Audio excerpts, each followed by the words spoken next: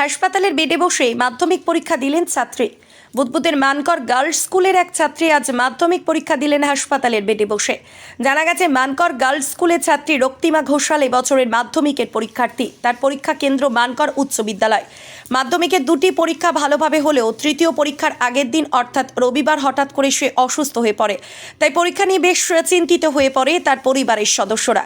রক্তিমার বাবা জানান, গতকাল সকাল থেকে তার মেয়ে অসুস্থ হওয়ার কারণে প্রথমে ঔষধের দোকান থেকে ঔষধ এনে খাওয়ানো হয়। বিকেল পর্যন্ত রক্তিমার শারীরিক অবস্থা স্থিতিশীল না হয় তাকে মানকর গ্রামীণ হাসপাতালে নিয়ে যাওয়া হয়। সেখানে চিকিৎসা করিয়ে বাড়ি নিয়ে আসে। আজ রাত্রি 2টো নাগাদ রক্তিমার হঠাৎ বমি হতে থাকে। তাই তড়িঘড়ি পুনরায় মানকর গ্রামীণ হাসপাতালে নিয়ে যাওয়া হয়। সেখানে কর্তব্যরত চিকিৎসক তাকে ভর্তি করে তার চিকিৎসা শুরু করে। স্বাভাবিকভাবেই রক্তিমা সহ বাড়ির সদস্যরা পরীক্ষা নিয়ে চিন্তায় পড়ে যায়। সকালে তার বাবা স্কুল পরিচালন কমিটিকে জানালে তার ঊর্ধ্বতন কর্তৃপক্ষের সাথে যোগাযোগ করে হাসপাতালের মধ্যেই তার পরীক্ষার ব্যবস্থা করা হয়। এক হাতে সেলাইন আর এক হাতে পেন নিয়ে পরীক্ষা দিতে শুরু করে রক্তিমা। পরীক্ষা কেন্দ্রের বাইরে বসে থাকতে দেখা যায় তার বাবা মা। মানকর গ্রামীণ হাসপাতালের চিকিৎসক উজ্জ্বল চৌধুরী জানিয়েছেন, রক্তিমার কাল থেকেই ডায়রিয়া হয়েছে। রাতে তাকে হাসপাতালে ভর্তি করে তার চিকিৎসা শুরু করা হয়।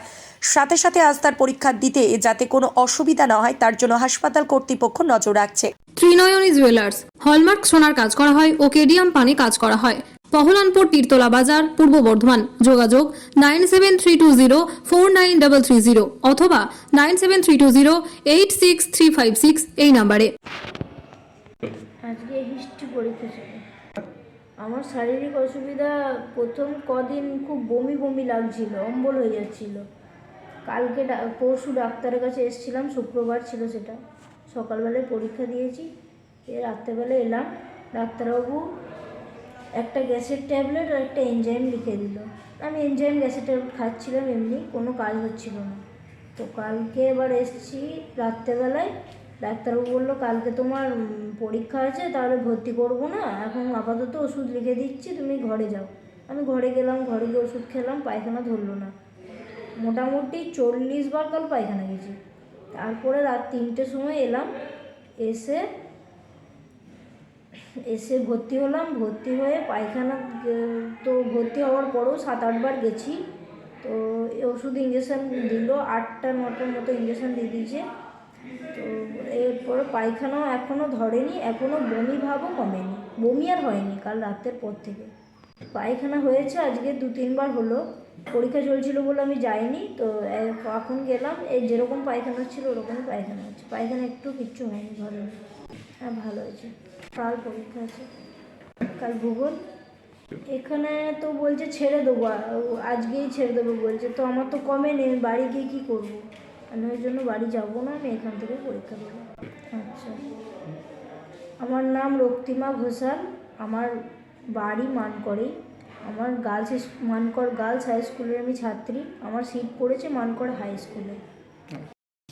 সকাল থেকে ওর বমি পায়খানা হয়েছিল, বমি হয়নি সকাল থেকে, বমি ভাবছিল গায়ে। তো বমি পায়খানা এরকম হচ্ছিল। তো লোকাল এমনি ওষুধ দোকানে ওষুধ করে দিনে প্রথমে খাওয়ানো হয়েছিল। তারপর বিকাল পর্যন্ত অত ভালো না হওয়াতে সন্ধ্যেবেলা হাসপাতাল নিয়ে আসে। মানকর হাসপাতালে চিকিৎসককে অনুরোধ করলাম যে ভর্তি করে দিতে। উনি পরীক্ষা টরীক্ষা হচ্ছে, এই জন্য আমরা ভর্তি একটু হেজিটেশন ছিল ওনার মধ্যে। যাই হোক, তো ওষুধ ফষুধ লিখে দিলেন, বলে বাড়িতে যান, ঠিক হয়ে যাবে। তারপর রাত তখন 2:10-15 থেকে ওর আবার বমি আরম্ভ হয়ে গেল। তখন সিদ্ধান্ত নিলাম যে আবার হাসপাতালে নিয়ে যায়। হাসপাতালে এসে ডাক্তারকে বললাম যেটা বমি হয়েছে, পায়খানা তো হচ্ছেই। উনি আবার তখন ভর্তি করে নেন। ভর্তি করাতে আমি চিন্তায় পড়ে গেলাম, মাধ্যমিক পরীক্ষাটা কী করে দেওয়া যাবে। সকালবেলা আমি যোগাযোগ করলাম ম্যানেজিং কমিটির সদস্যের সঙ্গে। তো সেই সব ব্যবস্থা করি, স্কুল থেকে সব ব্যবস্থা করলো। ওখানে কি বর্মন নাম, ওটা জয়ন্ত বর্মন স্যার, উনি সব ব্যবস্থা করেছেন ওখান থেকে। কোন স্যার? হ্যাঁ, কোন স্যার? জয়ন্ত বর্মন। কোনো পর্ষদের অফিসার টফিসার হবে না হয়তো। উনি সব ব্যবস্থা করেন। উনি আমাকে 2-3 বার ফোনও করেছেন, আমাকে বলেছেন কোনো টেনশন করেন না, আমার মেয়ের পরীক্ষা হাসপাতাল থেকে আমরা ব্যবস্থা করে দিচ্ছি। এবং উনি 9:30 সময়তেও ফোন করে বললেন আপনি থাকুন হাসপাতালে, আমরা আমাদের একজন গার্ড, একজন পুলিশের আর কি, সিভিক বা পুলিশ যাবে, থাকুন। মেয়ের পরীক্ষা নিয়ে কি খুব চিন্তায় হয়ে পরীক্ষা নিয়ে তো খুব চিন্তায় পড়ে গেলাম। মেয়ের হঠাৎ হয়ে গেল, কীভাবে পরীক্ষা দেবে বা পরীক্ষা আদৌ ভালো হবে কি না সেটা ওটা চিন্তার কথা। এবং যা হোক, মেয়ে মোটামুটি সুস্থ আছে, পরীক্ষাও দিচ্ছে, এমন দিচ্ছে পরীক্ষার পরই বুঝতে পারবো। এমনি আমাদের আশাকর্মীও এসেছিলো, ও খবর টবর নিয়ে গেল, বললো আমি আছি, অসুবিধা নেই। তাছাড়া হাসপাতাল কর্তৃপক্ষ খুব সহযোগিতা করেছে। আপনার মেয়ের নাম ও কোন স্কুলের ছাত্রী? আমার মেয়ের নাম হচ্ছে রক্তিমা ঘোষাল, ও মানকর গার্লস হাই স্কুলের ছাত্রী, সেন্টার পড়েছে মানকর বয়েজ হাই স্কুলে। আপনার নাম? আমার নাম রজত কুমার ঘোষাল, বাড়ি? বাড়ি মানকর রায়পুর। নাম হচ্ছে রক্তিমা ঘোষাল, বাবার নাম রজত কুমার ঘোষাল। আমি একজন president of the Mankar girls high school. সুতরাং এই খবরটা শোনার পর আমার একটা দায়িত্ব বেড়ে গেল যে হসপিটালে ভর্তি আছে। তো আমি খোঁজ খবর নিয়ে আমাদের হাই স্কুলের যিনি টিচার ইনচার্জ অর্পিতা ম্যাডামের সঙ্গে যোগাযোগ করে আমরা এসআইয়ের সঙ্গে, ওই তো আমার টিচার ইনচার্জ শিখাচ্ছে, তো আমি অর্পিতার সাথে ম্যাডামের সঙ্গে যোগাযোগ করে জয়ন্ত বর্মন এসআই ওনার সাথে অ্যারেঞ্জমেন্ট করে হসপিটালেই পরীক্ষার ব্যবস্থাটা করলাম। এবং পরীক্ষা যখন শুরু হয়েছে তখন আমি I was present in the Mankar rural hospital, ওখানে উপস্থিত ছিলাম। দেখে এসে আমি এখানে টিচার্স কাউন্সিলে খবরটা দিলাম। আপনার নাম ও পরিচয়? আমার নাম পাঁচু গোপাল মুখার্জি,